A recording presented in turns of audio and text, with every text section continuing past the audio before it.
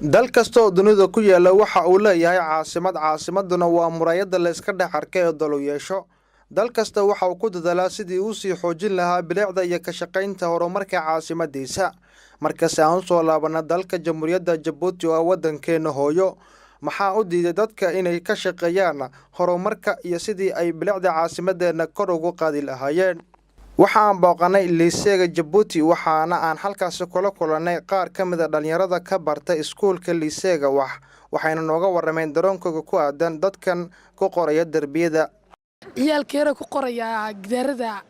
magacada baditri kamsa waa shay weyn aad iyo aad uga xun oo aad iyo aad uga xubaanay. marka waxaan ardayda aan u sheegi lahaanba jeenka maanta waxa ku horan lahaa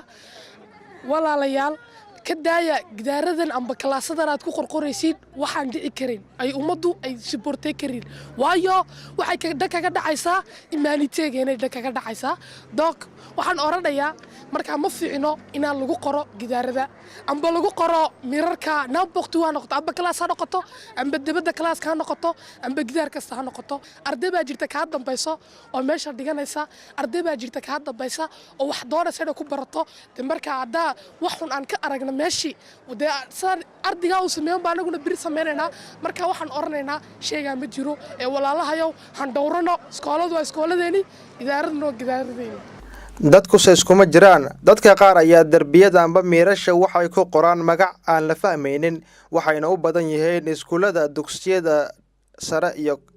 iskoolka jaamacadda. waxa aan ogsoonahay in darbiyada amba miirashaasi lagu qoray magacdaasi ay dawladda kharash uga bixaan isla markaana sanad kasta la dayactiro oo lagu soo celiyo bilicdii uu miirkaasi lahaa. anu waxaan oran lahaa dhalinyarta laga waaniyo ama laga dhiirigeliyo si ayna waxyaalo gidaarada ugu qorin ay ka taxadir looga sameeyo. waa xunta horta bulshadana waa xuntahay isha bilaadanka dariiqa marayna waa xuntahay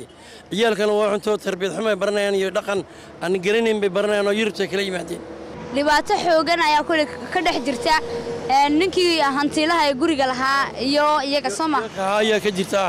dhibaato xooga ka jirto ma fiicnana inay lagu qoro gidaarada sida inkastoo iyagana kharash ninkiina kaga baxay hantilii lacag kaga baxday